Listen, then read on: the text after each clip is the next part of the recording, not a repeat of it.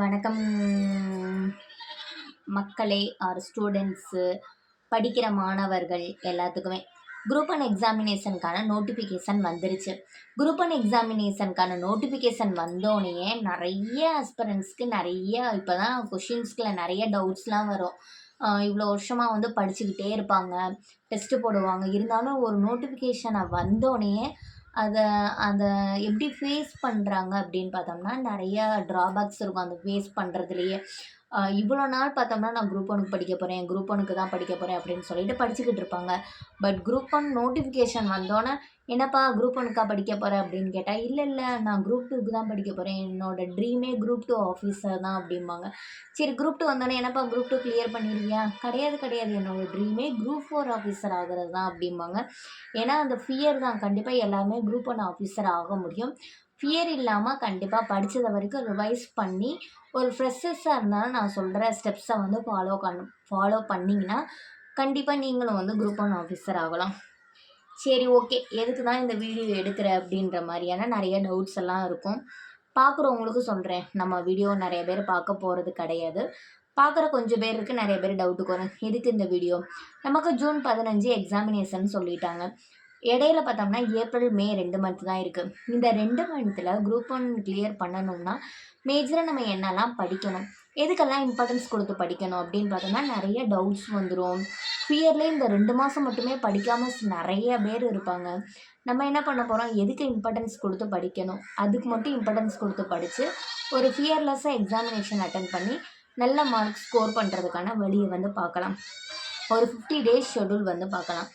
யாருக்கு இந்த video work out ஆகும்?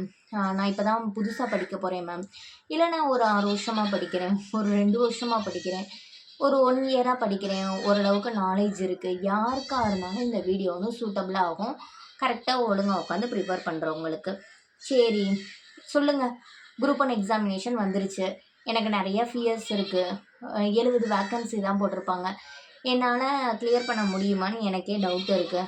சரி, நீங்களும் சொல்லுங்கள் ஏதாச்சும் ஒரு டிப்ஸை.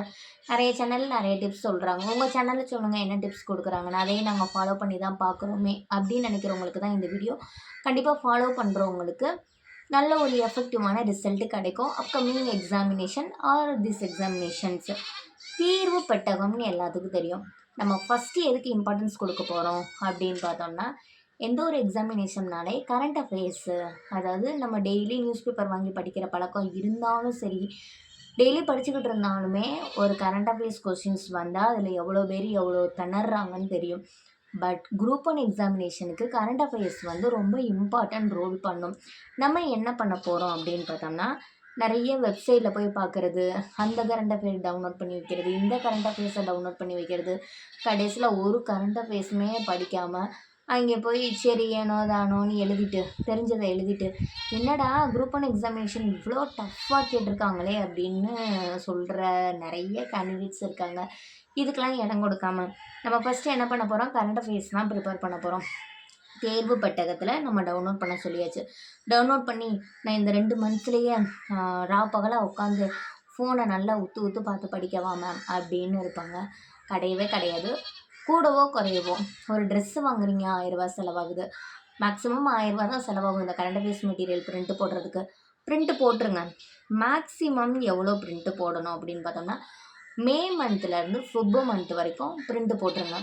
என்னால் இன்னும் 2 மந்த்ஸ்லாம் படிக்க முடியாது, கொஞ்சம் கம்மி பண்ணுங்கள் அப்படின்னு பார்த்தோம்னா, ஜூன்லேருந்து ஜான் வரைக்கும் கம்பல்சரி பிரிண்ட்டு போட்டு டெய்லி கரண்ட் அஃபேர்ஸ் வந்து நோட் டவுன் பண்ணிடுங்க. இதோட எஃபெக்ட்டு உங்களுக்கு இப்போ தெரியாது, ஆஃப்டர் ரிசல்ட்டு சொல்லுவீங்க. மேம் நல்ல வேளை சொன்னீங்க கரண்ட் அஃபேர்ஸ் படிக்க சொல்லி, நான் இனியாரும் புக்கோட மெட்டீரியலே மக்கப் பண்ணிக்கிட்டு கிடப்பேன், அதை உட்காந்து அப்படியே தேய்ச்சிக்கிட்டே இருக்கிறது மக்கப் பண்ணி.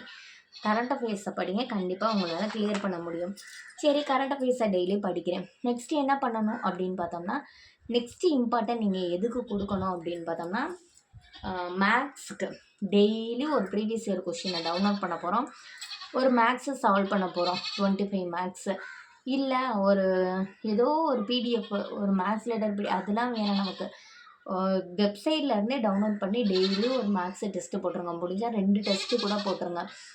இல்லையா, ஒரு அகாடமி மெட்டீரியல் இருக்கும் மேக்ஸுக்கு, அந்த மேக்ஸை வந்து டெய்லி ஒர்க் அவுட் பண்ணி பாருங்கள். ஃபார்முலாஸ் டெய்லி மெமரைஸ் பண்ணிக்கிட்டே இருங்க. மேக்ஸும் கரண்ட் அஃபேர்ஸ்க்கும் இம்பார்ட்டன்ஸ் ரோல்ஸ் கொடுக்கணும். சரி, நெக்ஸ்ட்டு தான் நம்ம சப்ஜெக்ட்குள்ளேயே வரப்போகிறோம்.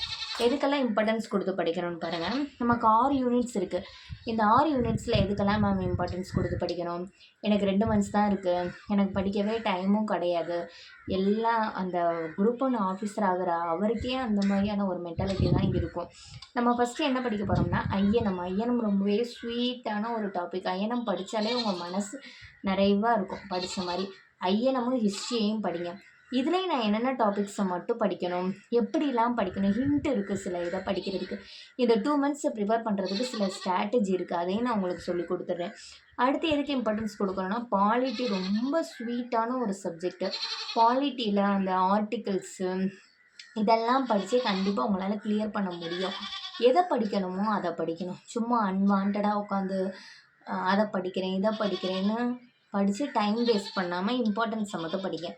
தேர்டு நம்ம எதுக்கு இம்பார்ட்டன்ஸ் கொடுத்து படிக்க போகிறோம்னா, தமிழ்நாடுடைய வரலாறு, பண்பாடு, மரபு மற்றும் சமூக அரசியல் இயக்கங்கள். இதுவும் ஒரு ஸ்வீட்டஸ்ட்டு டாபிக் தான். இந்த டாபிக்ஸுக்கு இம்பார்ட்டன்ஸ் கொடுத்து படிக்க போகிறோம்.